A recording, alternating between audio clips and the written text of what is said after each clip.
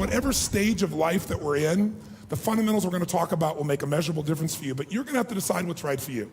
So all I'm trying to tell you is, today, think of this as a second opinion. Think of this as the most important subject of your life, even though you may not have made it that way. Think of it as something that isn't a should, but a total what? A must to master, because if you master this, everything else you can dream of is available to you. And if you fail to master this, everything else goes to the wayside. I mean, I meet people all the time in relationships and they want relationship therapy, and I say, you know what you gotta do? You gotta exercise, you gotta work out, you gotta lose some weight. You guys are just so tired, there couldn't possibly be any passion. When you're exhausted, there is no passion. And people say, okay, well, I'm gonna really work on a plan and I'm gonna organize things and I'm gonna find the best trainer. And you know, I come back, I'm talking to them a week later and they're still planning things. And this woman's telling me, no, but I'm gonna get the best trainer. I'm gonna have the very best trainer and organize this. I said, ma'am, with all due respect, you don't need a plan, you need a trainer, you need somebody who gets behind you and just yells, run! Move! You don't need this long plan, you just gotta move. You know, we're living in a society where nobody moves anymore. What do we like today? How do people get injured today? They don't get injured smashing into people, playing football and everything else. They get injured typing, right? You know, picking up a pencil. That's how people get hurt today, because we don't use everything anymore. We live in a box. Think about it. Think about our lives today and how different it is than maybe the way we were formed to be made, to run, to hunt, to create, to procreate, to raise our children, to move, to farm, to do all the things that made us use all of our body. Today, what do? You wake up and you have this box life. You have a box breakfast, right? You get in your box car, you drive to your box office, you load up a box elevator, you don't use the stairs, of course, right? You go to your box office where you type on a box, talk on a box, right? Go into a box room for meetings, right? Sure enough, got a little box you can type on, listen to music on, box, have your box lunch, drive your box home, or get in the train or subway, and another box home, get home to your box, and then turn on the box, type on a box, message on a box, and maybe go get a cylinder to change your state, right? Maybe. And most people's idea of exercise in our society today is fill the tub, pull the plug, and fight the current. It's like, that's the world we live in today. And so it's not hard to figure out why we're getting fat and why we're feeling kind of tired and why we're building up acid in our system, consuming foods that have nothing alive in them anymore, where everything is denurtured and everything is chemicalized or radiated. So it can feel overwhelming. But I think if we got back to our common sense and if we were really committed, we could make it all work. And what I'm trying to say to you is really simply this morning. I'm gonna take the morning and not talk to you about how to do this. We're gonna figure out why to. Because 80% of success in anything is psychology and 20% is mechanics. It's the beliefs you have that are guiding your decisions. Listen, if you make a different decision, will you take different actions, yes or no? Yes. If you take different actions, will you get different results, yes or no? Yes. So this day is about some new decisions. Some decisions about what you're gonna believe about health and energy, how important it's gonna be from you from now on. What's gonna be a must for you versus a should for you. And it's not gonna be a day about giving everything up. So those of you who stop breathing while I'm talking about that, I'll give you a little clue. Now, if you met me when I was 25, that's what everything was. Everything was give everything up, right? Because I was a masochist, I was extreme. But thank God I met my wife, Sage, right?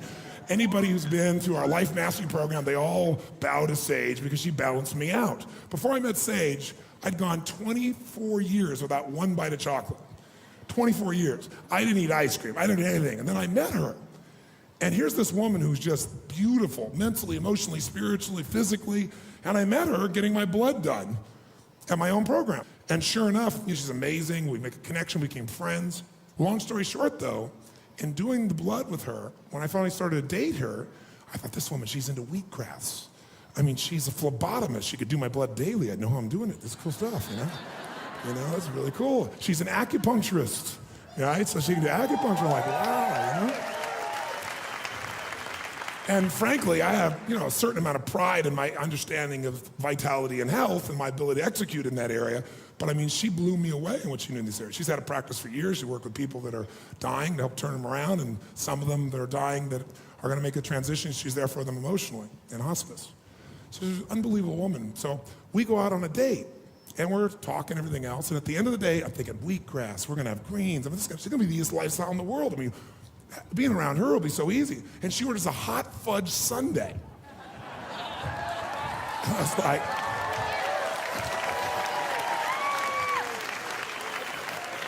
I looked at her and I said, what are you doing? And she said, living, anal man.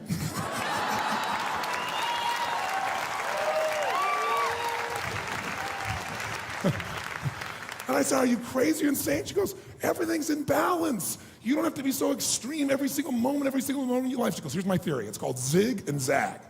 She goes, I zig. I live this stuff 90% of the time, but I give myself the chance 10% of the time to play and enjoy. I was like, ooh, I didn't like that at all. Playing and enjoying, right? Food should not be entertainment. Because, you know, it took an unbelievable amount of discipline to create the changes and momentum in the other areas of my life, and I applied it here too. But fortunately, I've matured a little bit, and now I have ice cream every now and then, and I have just about everything every now and then because I want to be with my wife. And it's actually put a balance in my life. There's actually a relaxation, there's an enjoyment. When I'm doing things that are healthy, I enjoy being healthy because it doesn't feel like I haven't do this, it's because I'm choosing to. And I know I always have the freedom to choose something else. But I choose the vast majority of the time those things that give me more energy, because once you feel this kind of vitality in your body, you never want to go back.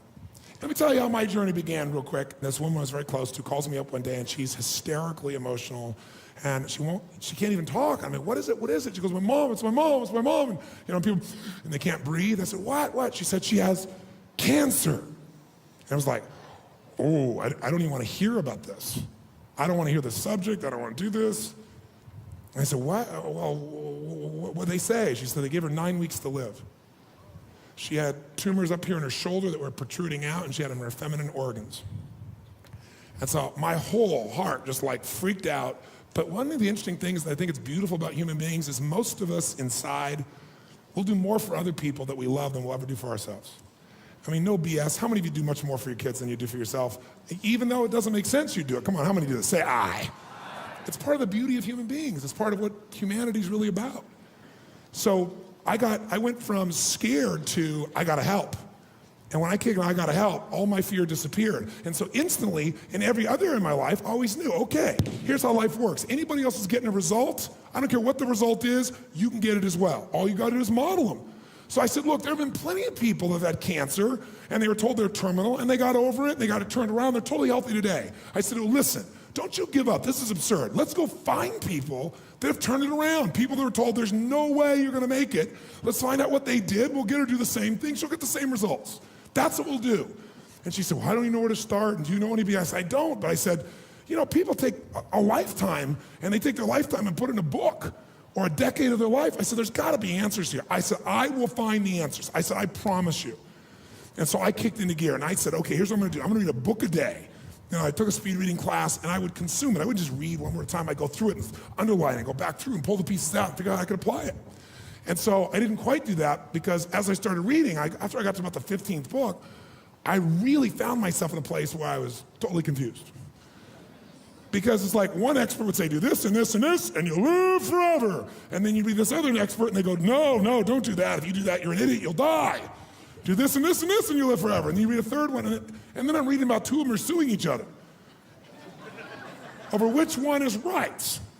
And I'm thinking to myself, this is completely insane. So I had to come up with a criteria of how I would know. How do I know? I'm not gonna put my life into somebody else's hands, and I'm certainly not gonna do that for a dear friend.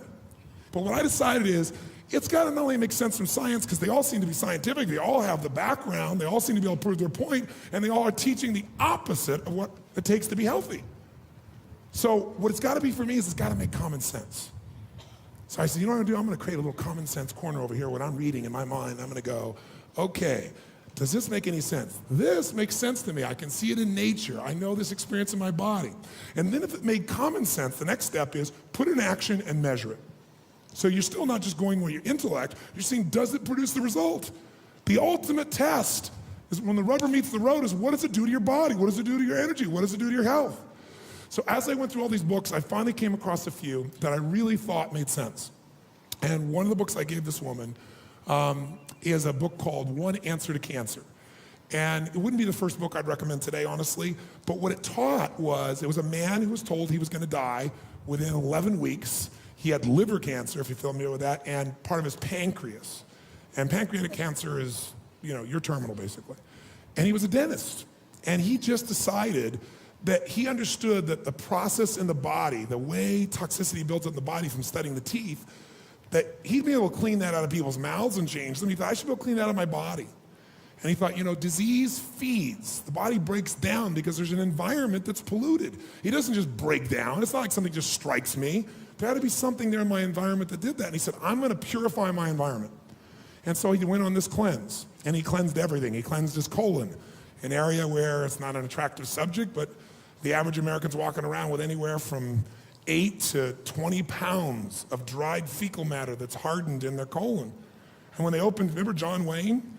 When they opened it up, they had 28 pounds of hard fecal matter that was dried hard in his colon, toxicity.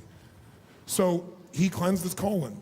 He did all kinds of very amazing things. He went on live food diets to give his body the enzymes that would need to be alive. So I took this whole thing and I went to this woman, and her name's Liz, her mom, and I said, listen, Jenny, I said, I know they're telling you that this is over, but I said, you gotta at least read this. Read this book, and what do you got to lose? This guy did it, they said you're gonna die, what do you got to lose? And then I gave her a second book that I do recommend still, and it's called As a Man Thinketh by James Allen. It's one of my favorite little books. I hope you've read it. If you haven't, go read it. You can read it in an hour. As a Man Thinketh. Because even at that stage in my life, I realized the power of your mind, which really is your mind and emotions, because they go together. As soon as you think it, you start to feel it. And I thought, as you think, so is it done unto you, right? As you think, so you become. So I thought, we got to change her thinking, because if she thinks she's going to die, that's like the voodoo curse. Your body responds to what it is that you believe and what it is you experience all the time. And so I gave her these 2 books, and then she started applying them. And it was unbelievable. She lost like 15 pounds immediately. And you could see within, probably accurately 2 weeks, the shift where you would barely see this going here. It sunk down to something so small you could barely do it. So the doctor then comes to her and says, well, I don't understand what's going on. We ought to do exploratory surgery. And she comes to me and asks me what she should do. And I'm a 19-year-old kid. And I go, oh, great. I tell you no, and then you die. And that'll make me feel really good and your family good. I said, I can't make this decision. I said, you got to make this decision. She said, well, the doctor says I should do it. I said, well, to me, if you can physically, you're feeling so much more energy, you're not going through these vomits. You've seen this has shrunk. You can feel this area shrunk. As this area down here shrunk, she said, yes. I said, so, well, that's the lymph of your body that's shrinking down also. Those areas where the lymph is, that's the part of your body that's like the sewage system. That's what gets rid of the waste out of your body. I said, so all this is getting smaller. That appears to be a good sign. I can't tell you. She goes, I don't know, okay. She goes, I don't think I'll do it. And then her doctor convinced her to go for the exploratory surgery, but it was 2 more weeks. By the time it was 2 more weeks, you couldn't see anything here, and she couldn't feel anything in here. 4 weeks. And so she goes in, and they do the exploratory surgery because he convinced her they must. So what I did with this woman when she went through this process is they opened her up, and guess what? They found something the size of the end of my pinky fingernail is all that they could find. In her female organs, nothing in her shoulder. And this is, I think, 5 weeks into it, 6 weeks into it. At 9 weeks, she felt so vibrant alive, it was unbelievable. So she went around and started doing conversations at her church and people, because everybody's saying, how you doing, Janie? She goes, I'm totally fine. I've had this experience. And she went to her doctor, and the doctor couldn't explain. He said it was a spontaneous remission. And she said, well, let me tell you what I did. He goes, it's a spontaneous remission. Doesn't matter what you did. Right? And he was very intense. She goes, no, I prayed, and I've done this with my mind, I've done this with my body, and I've done this thing here. And he wasn't hearing it. So she would go around to her church and she'd talk about all the things that she did. And Jenny's still alive today. She's a dear friend of mine. She's a family member. And at the hospice. Yeah.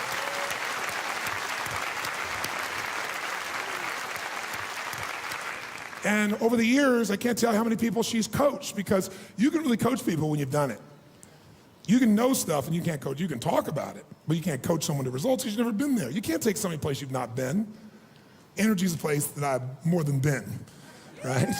And I want to make sure that you have even more. I want to make it so that it's as effortless as possible in the future, so you're not burnt out from it, so this becomes a sustainable experience. How do you make it sustainable? Create the base.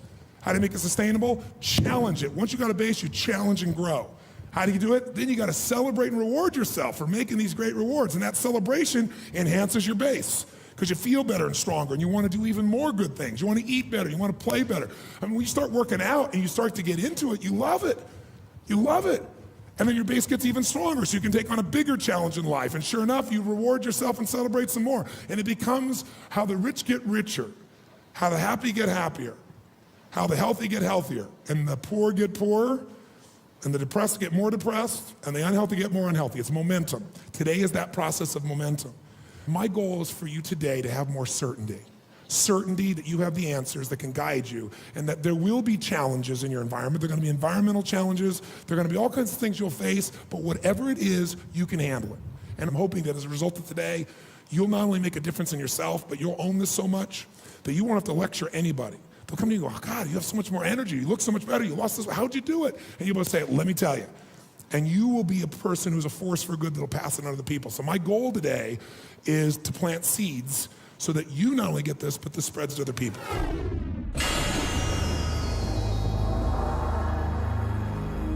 The power or the gift of alkalinity.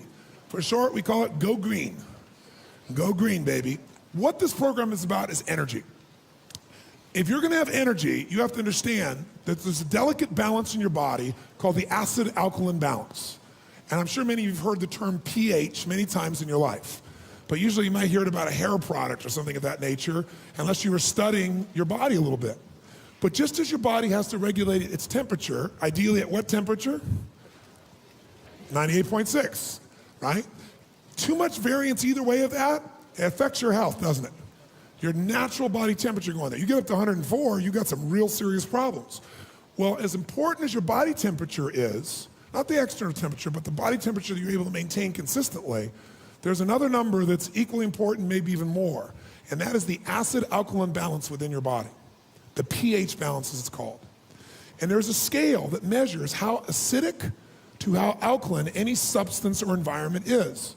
And that scale's right here in front of you, and you can see that scale goes basically from 0, which is burning holes through something, to 14, which is very alkaline. 7 is neutral. Now, all the different parts of your body have a different need for acid or alkalinity. But the vast majority, and the most important one, the blood, has to be slightly alkaline. Slightly alkaline. Now, that alkalinity is 7.36, and much variance from that, and you got some challenges in your blood. Now, you can measure that directly with tests, but you can also measure your urine, or you can also measure your saliva. They're not as totally accurate as the blood is, but they're things you can easily do. Once you start seeing your pattern, you're gonna know what's going on. And if you're in a position where your blood or your urine, saliva's the least accurate, is moving you into the acid stage, you know that your body is starting to break down. Now, when we say acid pH, when you hear that term, acid pH or alkaline pH, technically all it really means is when you're looking at atoms, you've got neutrons, you've got protons, and you've got electrons. All you gotta know is when it's acid, it's saturated with protons. When it's alkaline, there's lots of electrons, and those electrons have the impact of creating an environment which oxygen can be very rich. They also are that alkaline environment is what makes those red blood cells have a negative charge that makes them bounce off of each other so they don't stick together, so they flow through your body and you get the oxygen that you need. Also, it's very difficult in a highly oxygenated environment, a non-acid environment, for microorganisms to grow in mass. They stay checked, they stay balanced when you're fully oxygenated. But when your bloodstream gets acid, it's like putting out the pollution and wondering why the rats show up. So alkalinity has got to be a major focus, and it's very easy to get yourself to stay alkaline, but you got to think the power of alkaline, and the short term we have for that is go green. If you're overweight, how many of you here have worked out really hard but still can't seem to get those last 10 or 15 pounds or 5 pounds away? How many have had this experience? Raise your hand, say I. A lot of people say, oh, it's my metabolism. Well, that would be true to some extent, but a lot of people work out like crazy, they still don't seem to be getting the result. When your body is extremely acidic, you don't get as much oxygen. When you don't get as much oxygen, everything slows down, including the metabolism, even though you're working out. In addition, as you work out, if you work out hard and you're working out in an anaerobic way, you're building even more what? Who knows? Even more acid. So a lot of people are actually, the body then says, wait a second, we gotta retain more water here to protect it, and we gotta get these acids away from the critical organs of the body. So we're gonna retain fat, put it in the fat until the body has time and has enough energy again, where we can push it in the bloodstream and excrete it again. We can get rid of these wastes. So fat actually protects you. A lot of people, by the way, are in much worse shape when they're skinny than when they're fat, when they're toxic, because the people that are overweight very often have more of a buffer to deal with some of those acids. By the way, overweight and underweight are still acid problems. The only difference is when you get very acid, some of you have a genetic tendency that as you get over acid, your system excretes the water rapidly to try to get rid of it. And in that acid environment, these microbes like yeasts grow like crazy, and they consume your nutrients. So as a result, you don't get the nutrients, you keep feeding them, and you're in a position where you're saying, why can't I put on any weight? Some of you, your genetic tendency in this environment is to store fat quickly to protect yourself. You have the same acidic environment, and the animals inside you, these microorganisms, are eating your sugars, as an example. So you still need sugar. You're not assimilating it, so you want to eat more. So you keep eating more and more, never getting the nutrients you need. You're starving for nutrients because you're setting up a population of microorganisms in your body that you're feeding. They got to be cleansed out.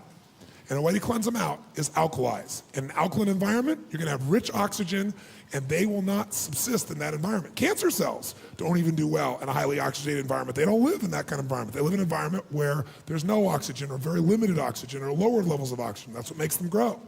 So if you want to know the consequences, the first thing you can think of is if you're really over fat, think of I'm over acid. If you feel like you're fat, I'm over acid. If you will alkalize like crazy, in the way I'm going to show you in this principle, you'll lose weight so fast it'll make your head spin, and your mind will be blown. You'll say, how come I've held all this time? Because once the acid's out, you don't need to retain the fat to protect you, and your body will let go of the fat. But remember, if you keep dealing with the cause but not the source, nothing changes long term. This will really be encouraging to many of you. Too much acid decreases the oxygen affinity for hemoglobin in the blood. It creates free radical damage. It slowly attacks and eats away at the smooth muscle tissues and the inner walls of arteries and veins. It becomes more difficult to control high blood pressure when you're acidic like this. It disrupts the lipid and fatty acid metabolism.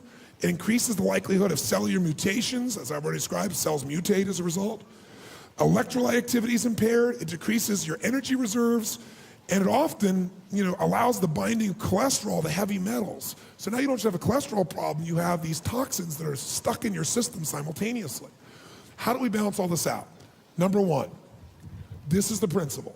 From now on, you want to measure your alkalinity on a regular basis.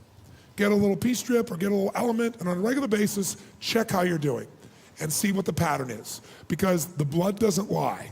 And urine will be the next best element. It won't lie, and that's probably what most of you will end up using, or you'll use, the saliva strips. But it's very easy. You'll know the color after a while. You click it, takes 2 seconds. You go to the restroom, click it 2 seconds, and you'll know where you stand. And if you are acid, you want to take immediate, massive action to what? To what? Now, what does that mean? Well, first of all, when you have a lot of alkalinity, you're going to have this oxygen. You're going to have electrical charges. You ever heard about alkaline batteries? Do they last longer or less than other batteries? Which one? Do you ever see a battery when it dies and won't work anymore? What happens? You get battery acid coming out of the side, don't you?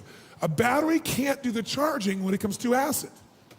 The alkalinity, it's the right balance in that lets it keep going and going and going. Well, that's what keeps me going, and that's what's going to keep you going, is alkalinity. Now, how do we get there? So easy. Go green. 2 things make you alkaline. Number one thing that's going to get you there is green plants, green live foods. They have an enormous amount of alkalizing capacity within them. And when you think about your life and your diet, you want to think, you know what? I want to make sure that I'm making sure, ideally, about 70% of my diet is more alkaline. Now, greens aren't the only ones that'll do it. Ideal foods for alkaline forming and life-giving, I give you a whole list. Almonds are a great little snack you can have. Carrots, dates, avocados. Avocados, here's a fat that's a great fat. Avocados should be a regular part of your life. It's a fantastic fat. They're great for you, and they'll also keep your blood sugar stabilized. You won't have those ups and downs of being starving. Avocados are fantastic for you, but they're also alkaline. Limes, coconuts, celery, cucumbers, cauliflower, Brussels sprouts, asparagus, green beans, broccoli, and you can see the list goes on and on and on. Mostly live foods, the most alkaline foods for the most part are greens. Greens are some of the most potent ones that you have. Secondly, you want to avoid acid-forming foods which are devoid of life. So pork and veal and beef and chicken and turkey and eggs, shrimp and lobster. You go, Tony, you just took away my entire meals.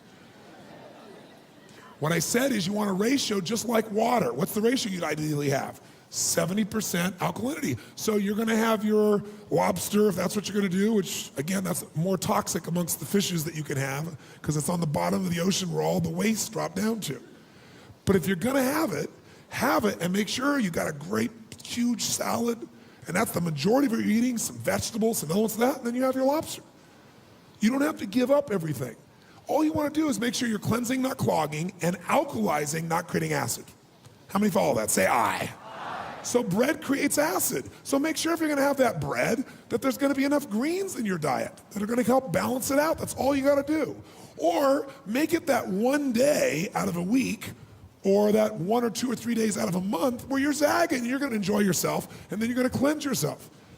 How many follow the difference here? Say aye. What do you think that might be doable? Say aye. So you want to avoid the acid foods in a ratio that I described. You want to have the ideal foods that are alkaline, and you want to supplement your diet with quality greens. Quality greens. And the last thing you can do that can alkalize is really simple, and it should be the habit for everybody here. When you wake up in the morning, first thing you're doing besides breathing is doing what? First thing you want to do with that water, put some lemon in it. Because lemon will alkalize that water immediately. Right? And you can get lemon anywhere. You can be at a hotel, you can be anywhere. You say, man, I'm getting acid. Call downstairs, cut a lemon in half, squeeze it in, you're ready to rock and roll. Any restaurant you go, you can always get lemon. You go to a bar, you can get lemon. You can always alkalize with lemon water. And you can make the lemon water warm like a tea and it'll taste good, or you can just drink it as regular water and it makes water more flavorful. You know, after a while, you're not going to want any of the soda pop and the other things that were creating acid for you before. So making sure you put in lemon water is number one. Number two is you got to get yourself in a position where you have the greens in your diet. Wheatgrass is one of the greatest sources. Sage and I start every day. First thing we do, get up, boom, we're breathing. We got our rebounder over here. We're drinking our fluids. And we're having some water with some lemon. We're having a green drink. If we have a lot fresh green drink right then and there with wheatgrass. We have wheatgrass, and we'll have like a cucumber drink. We'll just drink it. It's like a tonic. And immediately any acids that you accumulated overnight, whatever, are starting to be flushed out. And then, ideally, you're not going to find wheatgrass everywhere always. If you can, it's wonderful. But you want to get a great product. And we manufacture a product that we've manufactured for some time. And what it has is a whole series of the most concentrated alkalizing forms. And it has something called MSM in it. MSM is in all the parts of your body, cells of your body. It's when you go to an orange orchard and you have that smell, the smell comes from MSM.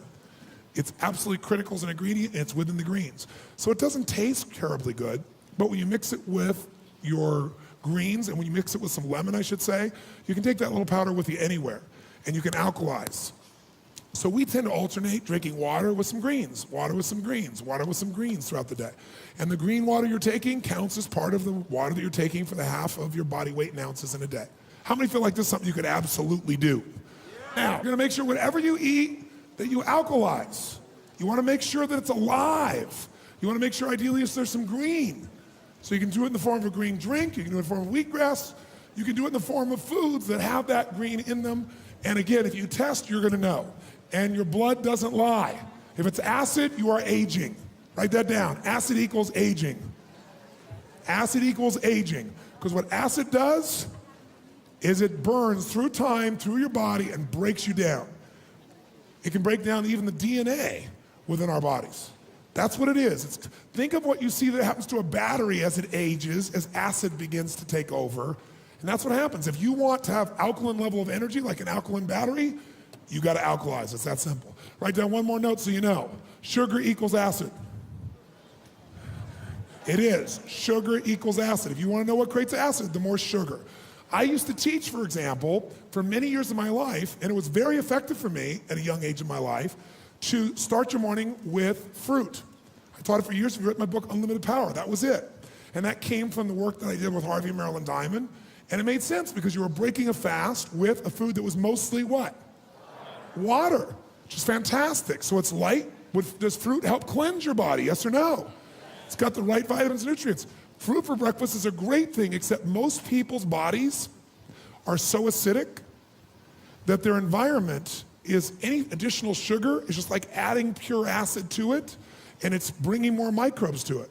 So some fruits are more sugar-filled. They have a higher glycemic load. Some have a lower.